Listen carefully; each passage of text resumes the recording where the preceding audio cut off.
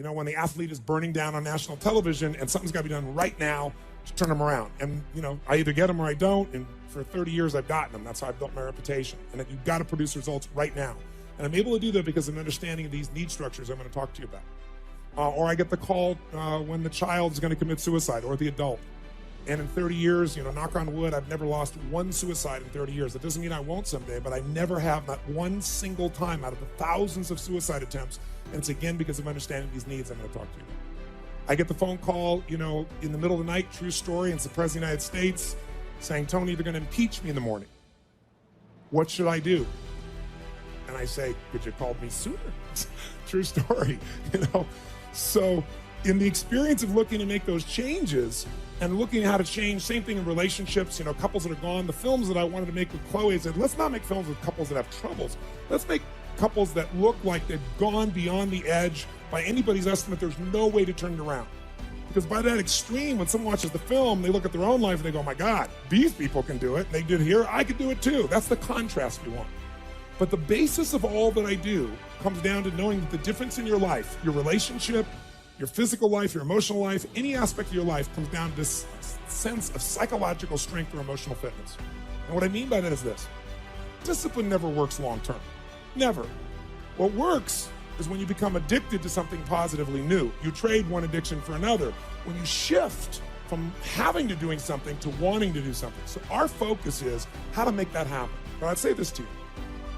If you want to change a relationship, the number one thing you have to do is master your own emotions. If you don't do that, forget it. There's no hope.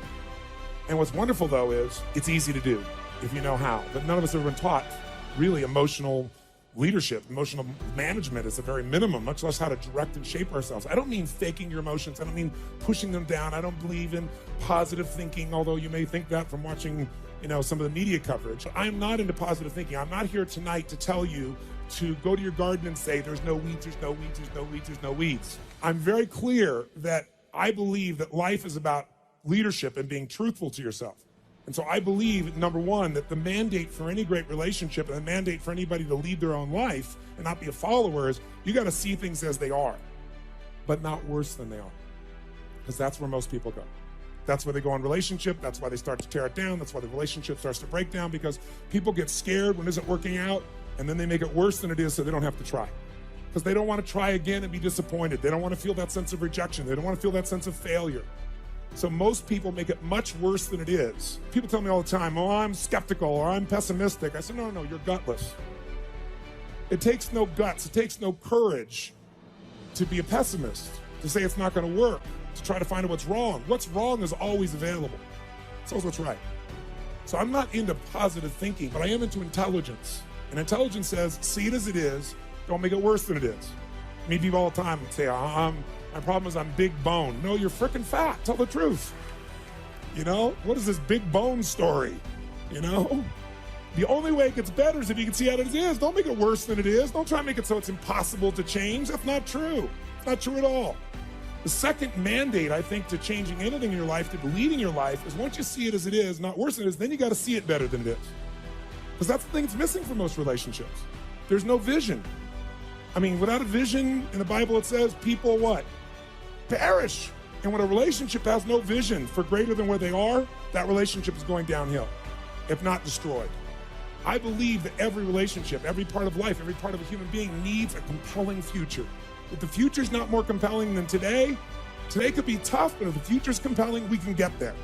And that's what every leader does. And every one of you in this room, and I know some of you are here, I guess, from the general public as well, just for your own relationship, I really acknowledge you for. But I know that you're from the military here, I know the therapists here, people from all walks of life, you're all leaders. What's your job? To lead. Your job is to help people see it as it is, not worse than it is. What's your job? Help them create a compelling future. See it better than it is, so there's a reason to give my all again. Otherwise, there's just no juice. There's no energy. Why? They'll go through the motions, complain with each other, not really believe it's going to work, and nothing will change. And then finally, the third step that we've all got to do if we're going to change our life or anybody else's is make it the way we see it. And that's where strategy comes in. I try to take things that are complex and make them as simple as possible. I've noticed most people in the psychological world try to make it as complex as humanly possible because it makes us feel so sophisticated when we can talk with all these complex words and elements and so forth, and we can really, we got our degrees and we're somebody.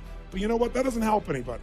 So I look for a nickel word to get to the heart of something. I'm trying to take something complex and make it simple so that people really will apply it. And that's the focus here.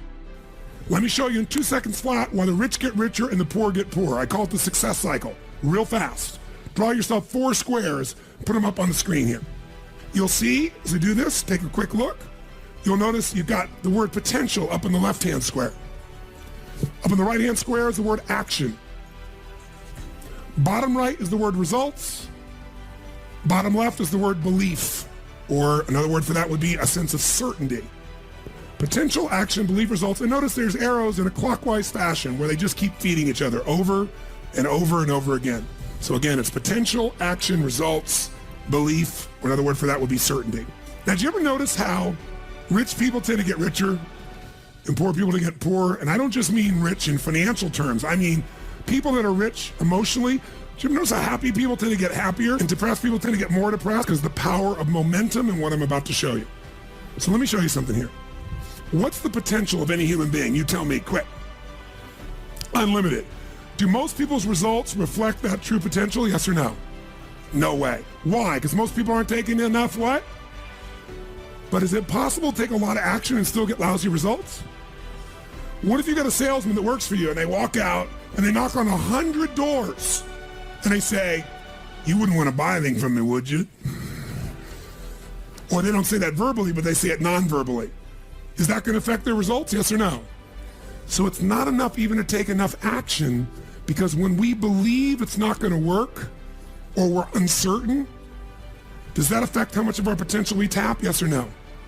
See, if you don't think it's going to work, you're not going to put out a bunch of your energy when you think it's going to fail. And by the way, when you're not sure, you tap little potential. Do you take little or a lot of action? When you're not sure, when you think it's not going to work, do you take massive action or little action?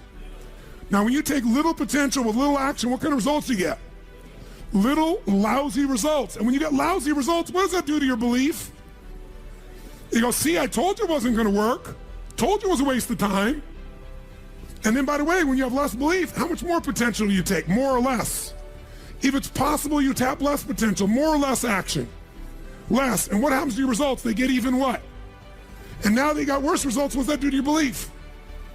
And by the way, now you see the current economy. Isn't it true? Everybody out there is going, oh my God, the results are so bad, it's going to get worse in the future.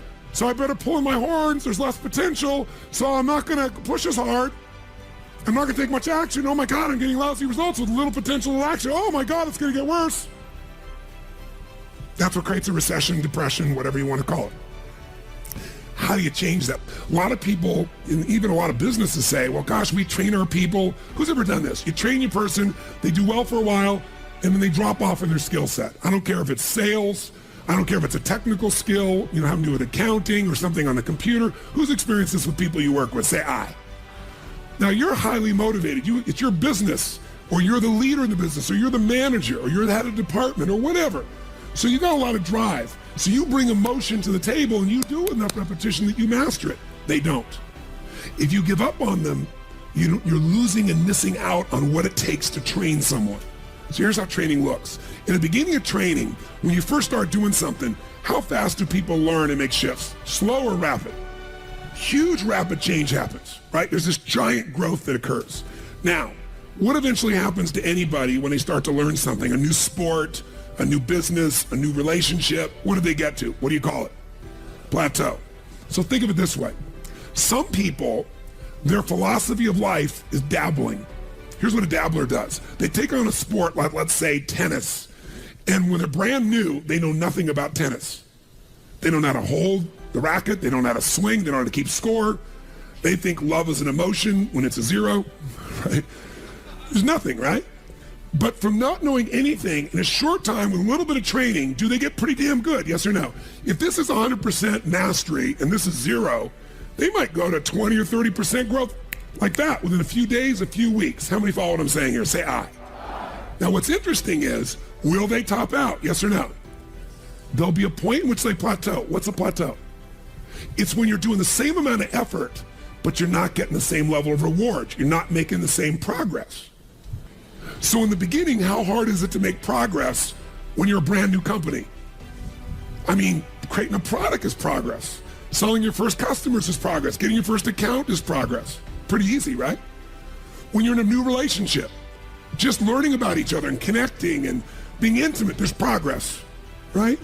In playing tennis, taking up a sport, there's so much progress. But in every human being's experience, there's a point where you're working just as hard, but not making so much progress, and people don't like that. That's why I told you this. And what some people do at that point, if they're a dabbler, they decide to quit. This is obviously the wrong job for me. This is obviously the wrong sport. This is obviously the wrong partner. I shouldn't be in a relationship with this person. The minute they get to a point where they're not being fed, their ego is not being fed, they're not growing, they quit. And so if this was, for example, a dabbler who was in a position of tennis, they might quit tennis and now they say, you know what, I'm not a tennis player, I'm gonna do racquetball. And they get so excited about racquetball because like, oh, this is cool, look at this. Because within a few days, what happens if everybody? They start from zero and what happens? Lots of what? Tell me, lots of progress, which feels really good, really fast. They didn't know how to racket. They didn't know how to turn. There were walls all around them and a ceiling. In a few days, bam, they're smashing off the back wall and the side wall. They're doing things Z's. And I mean, it's really cool. Plus, they get a new outfit and stuff, so they look cool. They got goggles. They joined a new club. There's all this progress and stuff. So guess what? Grow, grow, grow, grow, grow. Everything's great, great, great, great, great. But eventually, who knows what happens? Eventually, they hit a plateau. And guess what? Rather than training themselves further for mastery, what do? They say it's the wrong sport. I shouldn't do this. I shouldn't be a racquetball player. If they've gone out and they've made all this progress, they're real happy. They go, go, go. They're growing, growing, growing. Boink, they hit this plateau. Wrong sport. Your worst nightmare is somebody else's greatest dream.